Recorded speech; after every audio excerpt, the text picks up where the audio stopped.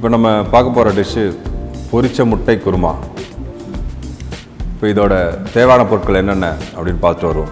Whole garam masala 10 gram, சோம்பு 5 gram, ஜீரகம் 5 gram, பொடியாக நறுக்கிய வெங்காயம் 50 கிராம், சின்ன வெங்காயம் 10 நம்பர், பொடியாக நறுக்கிய தக்காளி 30 கிராம், தயிர் 1 கப், கசகசா 10 கிராம், உரித்த பூண்டு 1 நம்பர், பச்சை மிளகாய் 5 நம்பர், மஞ்சள் தூள் 1 சிட்டிகை, மிளகாய்த்தூள் 15 கிராம், தனியாத்தூள் 15 கிராம், இஞ்சி பூண்டு விழுது 20 கிராம், கருவேப்பிலை சிறிதளவு, புதினா சிறிதளவு, துருவிய தேங்காய் அரை மூடி, முந்திரி 20 கிராம், சமையல் எண்ணெய் தேவையான அளவு, உப்பு தேவையான அளவு.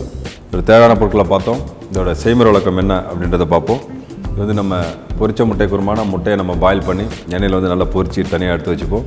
அதுக்கப்புறமா குருமா கிரேவி ரெடி பண்ணி அதில் இந்த பொரிச்ச முட்டையை போட்டு குருமா ரெடி பண்ணுவோம். இதனால தான் இது பேர் பொரிச்ச முட்டை குருமா அப்படின்னு பேர் வச்சுருக்கோம். அது ஒரு குருமா மசாலா ஃபஸ்ட்டு தயார் பண்ணுவோம். அதில் பார்த்திங்கன்னா உரிச்ச பூண்டு, சின்ன வெங்காயம், தேங்காய், கசகசா, பச்சை மிளகா, கேஷ்யூ நட் எல்லாத்தையும் போட்டு கொஞ்சம் எண்ணெய் ஊற்றி நல்லா வதக்கி எடுத்துகிட்டு அதை மிக்சியில் போட்டு நல்லா பேஸ்ட்டாக தனியாக எடுத்து வச்சுக்கணும்.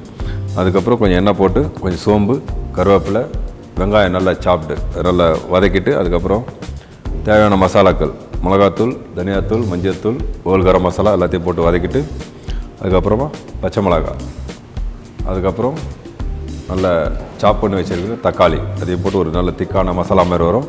அதுக்கப்புறம் கொஞ்சம் தண்ணி ஊற்றி அதை கிரேவி பார்த்து கொண்டு வரணும். நல்லா கொதித்து வரும்போது ஏற்கனவே நம்ம ரெடி பண்ணி வச்சுருக்கிற அந்த குருமா மசாலா இதில் போட்டு குருமா பதத்துக்கு திருப்பி இந்த கிரேவி ரெடி பண்ணிவிட்டு நம்ம பொரித்து வச்சுருக்கிற முட்டையை எடுத்து இதில் போட்டு குருமாவை சீசனிங் அட்ஜஸ்ட் பண்ணி எடுத்து வச்சுருவோம்.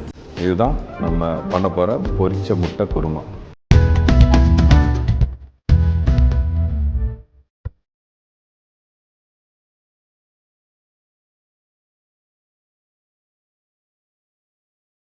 இப்போ வாங்க அதோட ஒரு குருமாக்கு மசாலா ரெடி பண்ண சொல்லி அந்த மசாலா எப்படி ரெடி பண்ணுறது அப்படின்றத பார்ப்போம். பேன் நல்லா சூடானதுக்கப்புறம் கொஞ்சம் எண்ணெய் போட்டுக்குங்க. எண்ணெய் போட்டு வந்ததுக்கப்புறம் நம்ம உரிச்ச பூண்டு,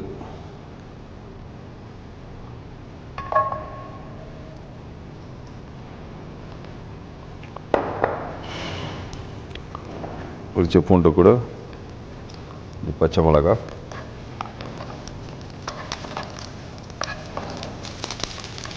பூண்டும் பச்சை மிளகாவும் கொஞ்சம் வதங்கினோன்னா இந்த உரித்து வச்சுருக்கிற சின்ன வெங்காயம்,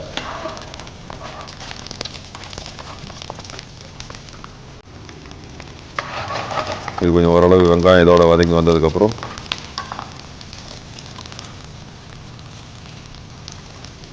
கொஞ்சம் கசகசா,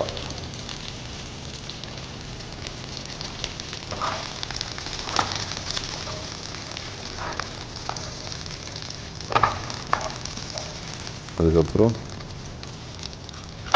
முந்திரி பருப்பு,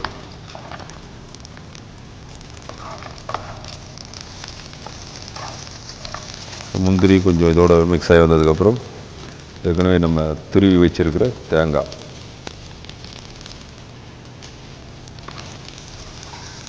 இப்போ இது எல்லாத்தையும் இந்த எல்லா இடத்துலையும் படுற மாதிரி நல்லா வதக்கி எடுத்துக்கணும்.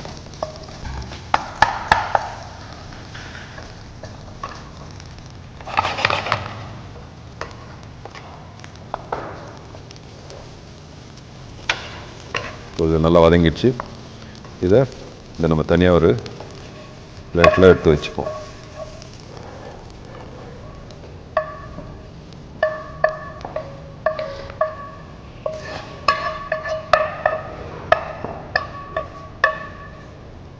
இப்போ நம்ம இந்த குருமா மசாலா எப்படி தயார் பண்ணுறது அது மாதிரி நம்ம வதக்கி ரெடியாக வச்சுருக்கு. இதை நம்ம நல்லா மைய பேஸ்ட்டாக அரைச்சி எடுத்து போகிறோம்.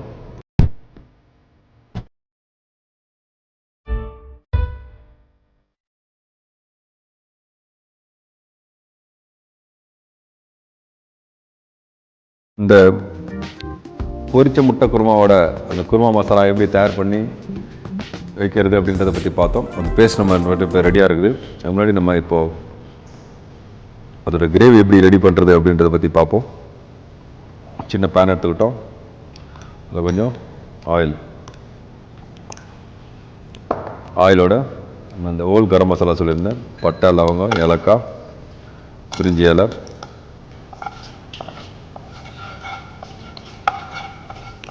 இப்போ இந்த மசாலா ஓரளவு வதங்கினதுக்கப்புறம் நம்ம சோம்பு, ஜீரகம்,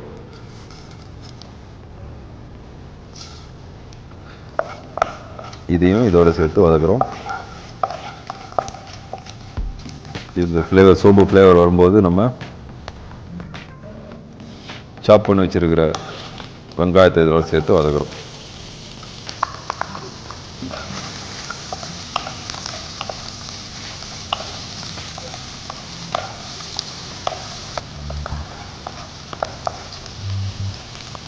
வெங்காயம் நல்லா வதங்கி வந்திருக்கும் போது நம்ம கீறி வச்ச பச்சை மிளகா, அதுக்கப்புறம் கருவேப்பிலை,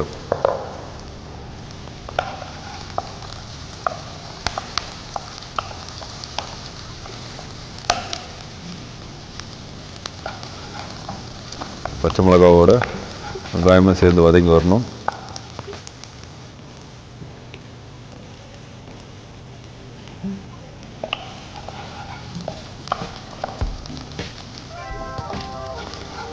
வெங்காயம் சேர்ந்து வதங்கி வரும்போது நம்ம இஞ்சி பூண்டு பேஸ்ட்டு இதை கூட போட்டுக்கலாம்.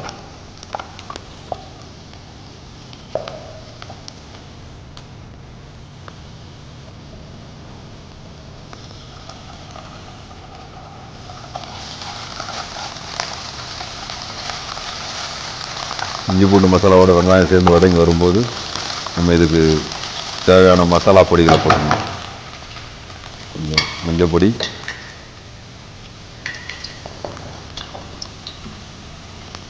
மிளகாத்தூள், தனியாத்தூள்,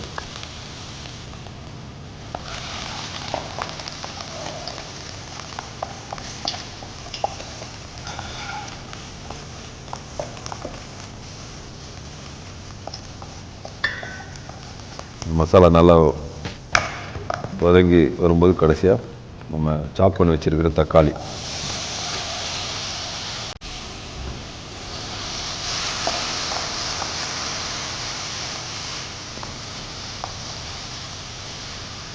தக்காளி வதங்கினதுக்கப்புறம் நம்ம புதினா,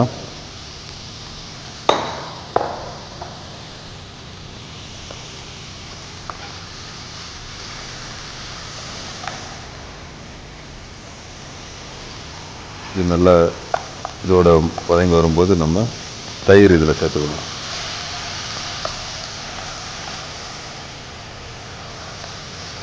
தயிர் இந்த மசாலாவோடு சேர்ந்து நல்லா குக் ஆகணும்.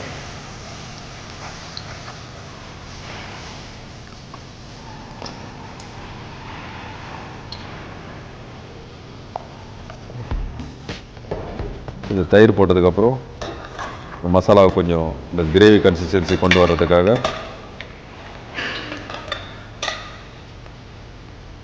தண்ணி ஊற்றுறோம்.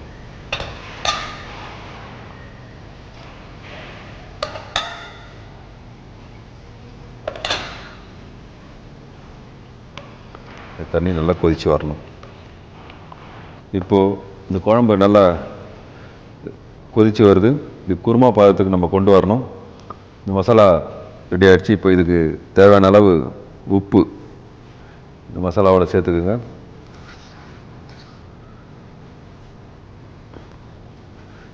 கொதிச்சிருச்சு. நான் முன்னாடி சொன்ன மாதிரி அந்த குருமா மசாலாவை வறுத்து அரைச்சி இது மாதிரி உங்களுக்கு பேஸ்ட்டு கிடைக்கும்.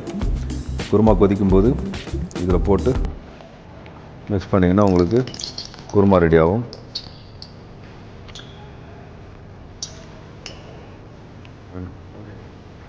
பாருங்கள், குருமா ரெடி ஆகிடுச்சு.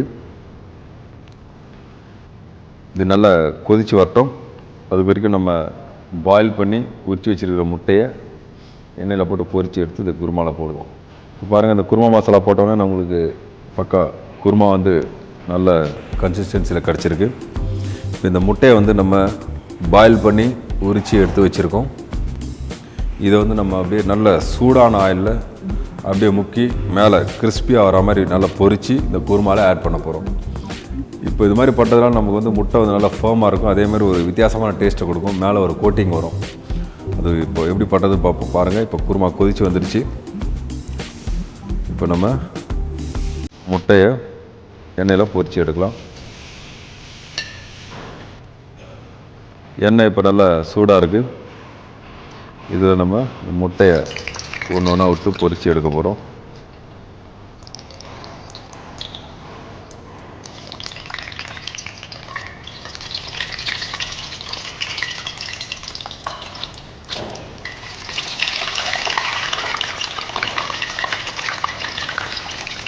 பாருங்கள், முட்டை நல்லா பொரிஞ்சு வருது.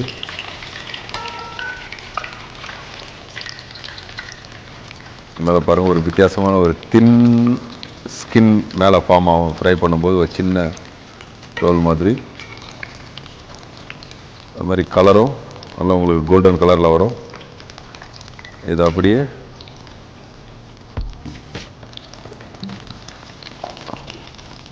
முட்டை பொரிஞ்சு வந்துடுச்சு. இந்த பொரிஞ்ச முட்டையை அப்படியே நம்ம வச்சிருக்கிற குருமாவில் எடுத்து போட போகிறோம்.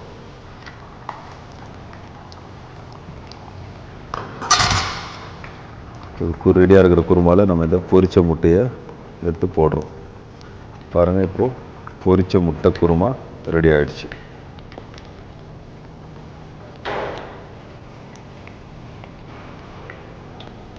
இப்போ நம்ம பொரிச்ச முட்டை குருமா எப்படி செய்கிறது அப்படின்றத பார்த்தோம். அதோட ப்ரெசன்டேஷனை பார்ப்போம். இந்த பொரிச்ச முட்டையோடு இந்த குருமாவையும் எடுத்து வைக்கலாம். இந்த முட்டை எடுத்து வச்சதுக்கப்புறம் நம்ம குருமாவை அந்த முட்டை மேலே ஊற்றலாம்.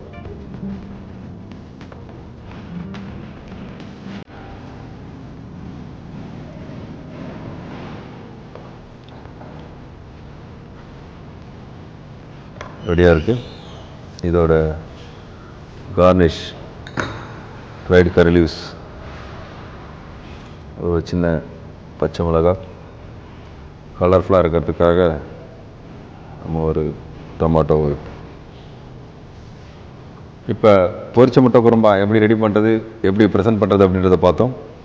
பாருங்கள், இது ரொம்ப வித்தியாசமான விஷயம். நம்ம யூஸ்வலாக முட்டையில் வந்து அப்படியே பாயில் பண்ணி அப்படி போடுவோம். இது ஒரு குருமா டிஃப்ரெண்ட்டாக செஞ்சோம்.